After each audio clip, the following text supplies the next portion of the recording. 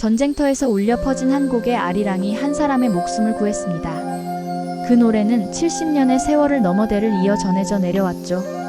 미국 국방부의 엘리트 교수였던 에밀리 로렌스는 한국 민요를 무시했습니다. 하지만 아버지가 남긴 낡은 상자 하나가 그녀의 인생을 완전히 바꿔놓았어요. 오만했던 그녀가 어떻게 전 세계를 감동시키는 지휘자가 되었을까요? 이것은 음악이 국경을 넘어 마음과 마음을 잇는 진짜 이야기입니다. 그 전에 잠깐 1초 만에 누를 수 있는 좋아요 버튼을 꼭 눌러주시면 영상 제작에 아주 큰 힘이 됩니다. 그럼 바로 사연 시작하겠습니다. 워싱턴 DC의 국방부 청사 12층. 에밀리 로렌스 교수가 회의실 문을 열고 들어섰습니다. 42살의 에밀리는 하버드에서 음악학 박사 학위를 받고 국방부 음악학과 교수로 재직 중이었죠. 그녀의 이력은 화려했습니다. 줄리어드 음대를 수석으로 졸업하고 링컨 센터에서 지휘자로 활동하다가 학계로 전향한 엘리트였거든요. 교수님, 미군 창설 250주년 기념식 음악 자문을 부탁드리겠습니다. 국방부 행사기획팀장이 정중히 말했습니다. 에밀리는 안경을 치켜 올리며 자료를 훑어봤죠. 그런데 여기 한국 민요라고 적혀 있는데요? 설마 아리랑을 말하는 건 아니겠죠? 네, 맞습니다. 한국전쟁 참전 용사들을 기리는 의미에서. 팀장이 말을 잇자 에밀리는 코웃음을 쳤습니다. 정말 황당하네요. 미군 기념식인데 굳이 외국 민요가 필요할까요? 더구나 한국 민요라니. 그녀의 목소리에는 냉소가 가득했죠. 에밀리에게 한국은 아버지를 망가뜨린 저주받은 땅이었습니다. 한국전쟁에서 돌아온 아버지 로버트 로렌스는 평생을 악몽과 알코올 중독에 시달렸거든요. 어린 시절 에밀리는 밤마다 비명을 지르며 잠에서 깨어나는 아버지를 봐야 했습니다. 그 저주받은 전쟁만 없었다면. 아버지가 술에 취해 중얼거리던 말이 에밀리 마음 깊숙이 박혀 있었죠. 음악은 고귀한 예술입니다. 격조 높은 클래식이나 전통적인 군가로 충분해요. 굳이 이해할 수도 없는 동양의 민요를 끼워 넣을 필요가 있을까요? 에밀리가 단호하게 말했습니다. 회의실은 순간 조용해졌죠. 그녀의 오만함은 하늘을 찔렀습니다. 자신이 음악계의 엘리트라는 자부심, 그리고 한국에 대한 뿌리 깊은 편견이 결합된 결과였죠. 2015년 가을, 에밀리는 아버지의 부고를 받았습니다. 로버트 로렌스가 간경화로 세상을 떠난 것이었죠. 장례식 후 에밀리는 아버지의 낡은 집을 정리하기 시작했습니다. 다락방은 먼지와 곰팡이 냄새가 진동했어요. 오래된 군복, 훈장들, 그리고 수십 년간 쌓인 잡동사니들이 어지럽게 널려 있었습니다. 침실 옷장 맨 위쪽에서 낡은 나무 상자를 발견했어요. 자물쇠는 녹슬어 있었지만 쉽게 열렸죠. 상자 안에는 에밀리가 한 번도 본 적 없는 물건들이 들어 있었습니다. 흑백 사진들, 노란 편지지에 쓰인 편지들, 그리고 오래된 카세트 테이프 하나였어요. 첫 번째 사진을 집어들었을 때 에밀리의 손이 떨렸습니다. 젊은 아버지가 한국군 제복을 입은 남자와 어깨동무를 하고 있었거든요. 두 사람 모두 밝게 웃고 있었죠. 아버지의 얼굴에는 에밀리가 한 번도 본 적 없는 평화로운 미소가 떠 있었습니다. 사진 뒤편에는 한국어와 영어로 쓰인 글씨가 있었어요. 이상철 상사와 함께 1953년 7월. 편지들을 펼쳐보니 아버지의 필체였습니다. 하지만 내용은 에밀리가 알고 있던 아버지와는 전혀 달랐어요. 아리랑이 내 목숨을 살렸다. 상철이가 불러준 그 노래가 없었다면 나는 그 병상에서 죽었을 것이다. 편지는 계속 이어졌습니다. 매년 7월 15일이 되면 그때를 생각한다. 상철이의 목소리, 아리랑 선율이 내 귓가에 맴돈다. 에밀리는 충격에 빠졌습니다. 평생 한국을 원망하며 살았던 아버지가 실제로는 한국인 전우에게 목숨을 구원받았다는 사실을 알게 된 거였죠. 상자 맨 밑바닥에서 낡은 일기장을 발견했습니다. 가죽 표지는 곳곳이 해져 있었고 페이지들은 누렇게 변색되어 있었어요. 에밀리는 숨을 깊게 들이쉬고 첫 장을 펼쳤습니다. 1954년 4월 20일. 오늘 새로운 한국군 부대와 합류했다. 이상철이라는 상사가 우리 소대를 안내했는데 첫인상이 영 마음에 들지 않는다. 너무 친근하게 굴려고 해서 오히려 거부감이 든다. 아버지의 솔직한 감정이 고스란히 드러나 있었죠. 몇 페이지를 넘기자 상황이 달라지기 시작했습니다. 5월 3일. 상철이가 내 목숨을 구했다. 중공군의 기습 공격 때 내가 파편에 맞아 쓰러졌는데 총탄이 빗발치는 가운데 상철이가 나를 업고 달렸다. 그의 등에서 나는 죽음의 공포 대신 묘한 안정감을 느꼈다. 가장 충격적인 내용은 다음 페이지에 있었습니다. 5월 15일. 야전병원에서 깨어났다. 의식을 잃었다 깨었다 반복하는 나를 상철이가 매일 돌봐줬단다. 간호병이 말하길 상철이가 밤새 내 곁에서 아리랑이라는 노래를 불러줬다고 한다. 그 멜로디가 내 무의식 속에 스며들어 있었나 보다. 깨어나자마자 그 선율이 입에서 나왔으니까. 에밀리는 일기장을 읽으면서 계속 울었습니다. 그 노래는 마법 같았다.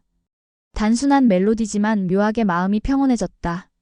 상철이가 말하길 아리랑은 한국 사람들의 애환이 담긴 노래라고 했다. 고향을 그리워하고 사랑하는 사람을 그리워하는 마음이 담겨 있다고. 아버지는 계속 기록했습니다. 음악이 이토록 강력한 치유의 힘을 가지고 있다는 걸 처음 알았다. 전쟁의 공포와 절망 속에서 아리랑은 희망의 등불이었다. 일기장을 다 읽은 에밀리는 며칠간 잠을 이루지 못했습니다. 자신이 평생 믿고 있던 것들이 모두 거짓이었다는 충격 때문이었죠. 아버지가 한국을 원망했던 것은 전쟁의 트라우마 때문이지 한국 자체 때문이 아니었던 거예요. 오히려 한국인 전우에게 깊은 은혜를 받았으면서도 그 사실을 숨기고 살았던 겁니다. 에밀리는 결단을 내렸습니다.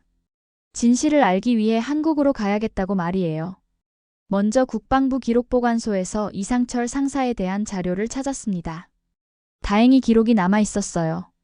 본명은 이상철, 1928년생, 경상북도 안동 출신이었습니다. 한국행 비행기 안에서 에밀리는 계속 아버지의 일기를 읽었습니다. 상철이는 가족 이야기를 자주 했다. 고향 안동에 아내와 어린 아들이 있다고 했다. 전쟁이 끝나면 아들에게 영어를 가르쳐주고 싶다고 웃으며 말했다. 인천공항에 도착한 에밀리는 처음으로 한국 땅을 밟았습니다. 예상과 달리 현대적이고 깔끔한 공항에 놀랐어요. 안동으로 가는 길에 에밀리는 창밖 풍경을 유심히 봤습니다.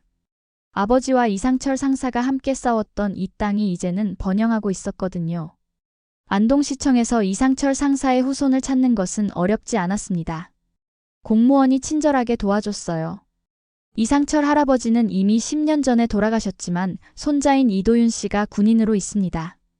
현재 부산의 제3군사령부에서 대위로 복무 중이에요. 에밀리는 바로 부산으로 향했습니다. 이도윤 대위에게 연락을 취했을 때 그는 놀랍도록 차분하게 반응했어요. 할아버지가 늘 말씀하셨어요. 언젠가 미국에서 누군가가 올 거라고. 로버트라는 이름의 전우 이야기를 평생 하셨거든요. 부산 해운대 근처의 조용한 카페에서 이도윤 대위를 만났습니다. 38살의 이도윤은 할아버지를 닮아 온화한 인상이었어요. 에밀리가 아버지의 사진을 보여주자 이도윤의 눈이 반짝였습니다. 맞아요. 이분이 로버트 아저씨죠. 할아버지 방에 똑같은 사진이 걸려 있어요. 이도윤은 가방에서 두꺼운 파일을 꺼냈습니다. 할아버지가 남기신 기록들이에요. 평생 모아두신 자료들입니다. 파일을 열자 에밀리는 또 한 번 충격을 받았어요. 거기에는 아버지에 관한 모든 것들이 정리되어 있었거든요. 할아버지는 매년 7월 15일마다 특별한 의식을 치르셨어요. 이도윤이 설명했습니다. 미국 국기와 태극기를 나란히 세우고 로버트 아저씨의 회복을 위해 기도하셨죠. 그리고 아리랑을 불러주셨어요. 마치 아저씨가 옆에 있는 것처럼 말이에요. 더욱 놀라운 사실이 있었습니다. 이상철 할아버지는 70세가 넘어서 영어 공부를 시작했다는 거예요. 언젠가 로버트 전우를 다시 만나게 될 텐데 그때 영어로 대화하고 싶다고 하셨어요. 그리고 음악도 독학하셨죠. 이도윤이 또 다른 파일을 펼쳤습니다. 거기에는 손으로 정성스럽게 쓴 악보가 있었어요. 할아버지가 직접 편곡하신 아리랑이에요. 오케스트라 버전으로 만드셨죠. 로버트 아저씨가 음악을 사랑한다고 들었다며 언젠가 함께 연주하고 싶다고 하셨어요. 악보를 보는 순간 에밀리는 할아버지의 음악적 재능에 깜짝 놀랐습니다. 전문적인 음악 교육을 받지 않았음에도 불구하고 아리랑의 본질을 살리면서도 웅장한 오케스트라 편곡을 완성해 놓았거든요. 정말 놀라운 작품이네요. 할아버지는 평생 은혜를 잊지 않으셨어요. 로버트 아저씨가 할아버지에게 생명을 구해달라고 부탁한 게 아니라 할아버지가 자발적으로 도움을 준 건데도 말이에요. 오히려 할아버지는 자신이 더 많은 것을 받았다고 하셨어요. 호텔 방에서 에밀리는 이상철 할아버지가 편곡한 아리랑 악보를 계속 들여다봤습니다. 전문가의 눈으로 분석해보니 정말 놀라운 작품이었어요. 단순한 민요의 선율을 바탕으로 하면서도 서양 오케스트라의 장점을 최대한 살린 편곡이었거든요. 특히 현악기 파트가 인상적이었습니다. 바이올린이 아리랑의 주 멜로디를 연주하는 동안 비올라와 첼로가 한국 전통 음악의 농연 기법을 서양 음악으로 해석해 놓았어요. 관악기 파트는 더욱 섬세했습니다. 플루트가 새소리를 표현하고 오보에가 인간의 애절한 감정을 드러내고 있었죠. 에밀리는 피아노로 악보를 쳐보며 감탄했습니다. 이건 단순한 편곡이 아니야. 음악을 통한 문화적 대화를 시도한 작품이네. 아리랑의 원래 가사 의미도 새롭게 다가왔어요. 아리랑 아리랑 아라리오는 단순한 후렴구가 아니라 인간의 보편적 감정을 담은 울음이었던 거죠. 다음날 에밀리는 이도윤 대위와 함께 할아버지의 묘소를 찾았습니다. 안동 시내가 내려다 보이는 조용한 언덕에 묘소가 있었어요. 묘비에는 이상철의 이름과 함께 영원한 전우 로버트를 위하여라는 글이 새겨져 있었습니다. 할아버지는 돌아가시기 전까지 로버트 아저씨를 그리워하셨어요. 이도윤이 조용히 말했습니다. 연락처를 알 수 없어서 찾지 못한 것이 평생 한이었다고 하셨죠. 하지만 언젠가는 만날 수 있을 거라고 믿으셨어요. 에밀리는 묘소 앞에서 무릎을 꿇고 울었습니다. 할아버지, 제가 늦게 왔네요. 아버지는 할아버지를 평생 그리워했어요. 다만 그 마음을 표현하는 방법을 몰랐을 뿐이에요. 그 순간 에밀리는 깨달았습니다. 음악은 정말로 국경이 없는 언어라는 것을 말이에요. 아리랑이 아버지의 생명을 구한 것처럼 음악은 인간의 마음을 치유하고 서로 다른 문화를 연결하는 다리 역할을 한다는 걸 깨달은 거죠. 한국에서 돌아온 에밀리는 완전히 달라진 사람이었습니다. 국방부로 다시 출근한 첫날, 그녀는 행사기획팀장을 찾아갔어요. 미군 250주년 기념식의 마지막 곡을 아리랑으로 하고 싶습니다. 팀장은 깜짝 놀랐죠. 교수님, 지난번에는 한국 민요에 대해 반대 의견을 피력하셨는데? 에밀리가 미소 지으며 대답했습니다. 제가 틀렸어요. 아리랑은 단순한 민요가 아니라 생명을 구한 노래예요. 그리고 한미 우정의 상징이기도 하죠. 기념식 당일 케네디 센터 콘서트홀은 참전 용사들과 군 관계자들로 가득 찼습니다. 에밀리는 지휘대에 올라서며 깊은 숨을 내쉬었어요. 오늘 연주할 곡은 이상철 할아버지가 편곡한 아리랑이었거든요. 에밀리가 직접 완성도를 높여서 내셔널 심포니 오케스트라가 연주할 수 있게 다듬었죠. 지휘봉이 올라가고 첫 음이 울려 퍼졌습니다. 현악기의 부드러운 선율로 시작된 아리랑은 점차 관악기와 타악기가 합류하면서 웅장해졌어요. 처음에는 의아해하던 관객들도 점차 음악에 빠져들기 시작했습니다. 특히 한국전쟁 참전 용사들의 반응이 강렬했어요. 80대의 한 할아버지가 눈물을 흘리며 중얼거렸습니다. 이 노래를 다시 듣게 되다니. 그의 옆에 앉은 부인도 남편의 손을 꽉 잡으며 함께 울었어요. 음악이 절정에 달했을 때 에밀리는 관객석을 바라봤습니다. 수백 명의 사람들이 하나가 되어 음악에 몰입하고 있었어요. 국적도, 나이도, 성별도 다르지만 모두가 같은 감정을 공유하고 있었거든요. 이것이 바로 음악의 힘이구나 하고 에밀리는 생각했습니다. 연주가 끝나자 잠시 정적이 흘렀습니다. 그리고 곧 우레와 같은 박수가 터져나왔어요. 관객들은 모두 일어서서 기립박수를 보냈습니다. 에밀리는 지휘봉을 내려놓으며 하늘을 올려다봤어요. 아버지, 이상철 할아버지, 이제 이해해요. 기념식 이후 에밀리의 삶은 완전히 바뀌었습니다. 그녀는 국방부 교수직을 그만두고 새로운 일에 매진하기로 했어요. 바로 한미문화교류재단을 설립하는 것이었죠. 재단의 목적은 단 하나였습니다. 음악을 통해 두 나라의 우정을 더욱 깊게 만드는 것이요. 재단 설립 자금은 에밀리가 평생 모은 돈과 아버지가 남긴 유산으로 마련했습니다. 이도윤 대위도 전역 후 재단의 한국 지부장을 맡기로 했어요. 할아버지가 꿈꾸셨던 일을 드디어 실현할 수 있게 되었네요.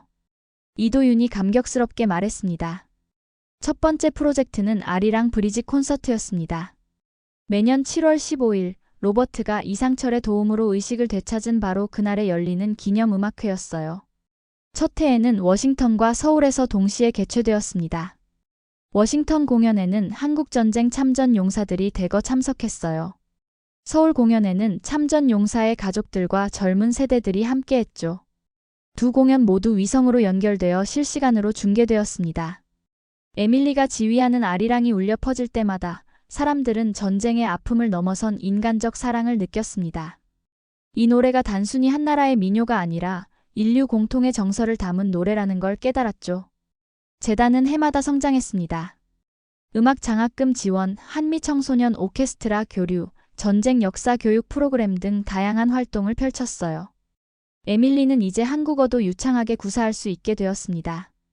5년이 지난 지금 에밀리는 이상철 할아버지의 묘소를 정기적으로 찾습니다. 할아버지, 아버지의 이야기가 이제 전 세계 사람들에게 전해지고 있어요. 할아버지와 아버지가 보여준 우정이 수많은 사람들에게 희망을 주고 있습니다. 전쟁터에서 만난 두 청년의 우정이 70년을 넘어 세계로 퍼져나가고 있었습니다. 에밀리는 이제 확신합니다. 음악은 정말로 세상을 바꿀 수 있는 힘이 있다는 것을요. 영상 시청해주셔서 감사합니다. 오늘의 감동만만세 사연 어떠셨나요? 감동적인 이야기가 여러분의 가슴에 와닿기를 바랍니다. 여러분의 뜨거운 의견을 댓글로 남겨주시고 이 영상이 여러분의 가슴을 울렸다면 구독과 좋아요 그리고 공유를 부탁드립니다.